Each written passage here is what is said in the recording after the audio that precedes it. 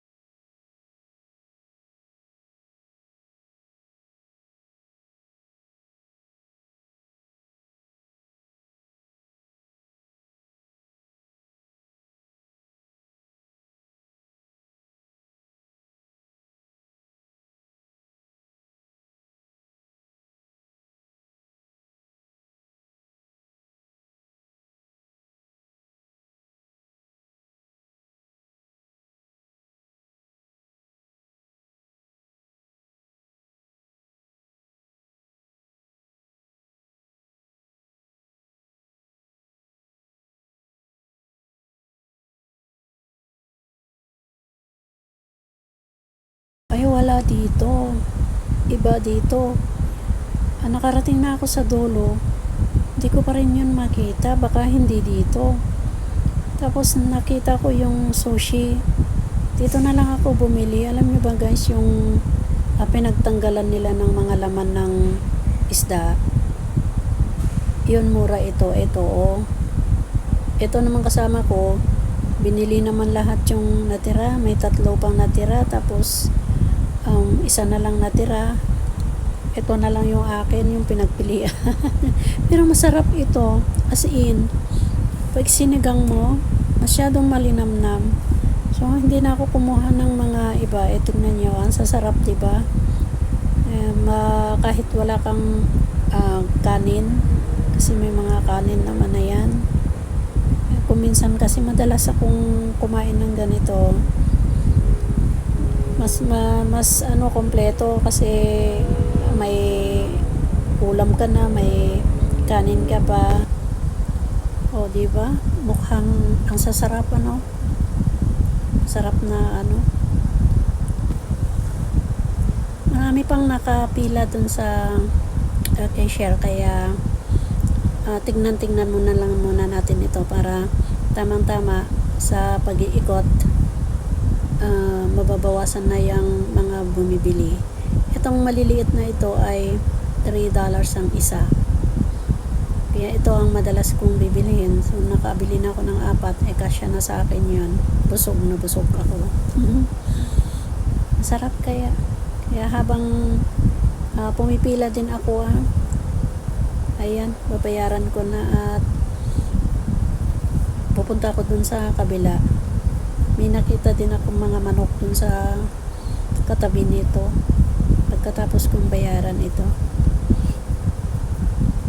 Ayan, magbabayad na tayo guys. Ang isa pala nito ay 18. So, mas maganda ito. Iluluto ko na lang ng sinigang. Tapos, ito na yung mga manok. Ito na lang, manok na lang. Bibili na lang ako dito kaysa wala naman yung restaurant na pagbibilhan ng parang mang-inasal. Kaya, parang mang-inasal na din ito. Sarap din. Maraming pagpipilian. Diba? Ang isa naman doon ay tag 70 yata. So, makamura ka pa dito. Diba? Ganyan. Ang isa nito ay 19. Bilhin ko na itong isa.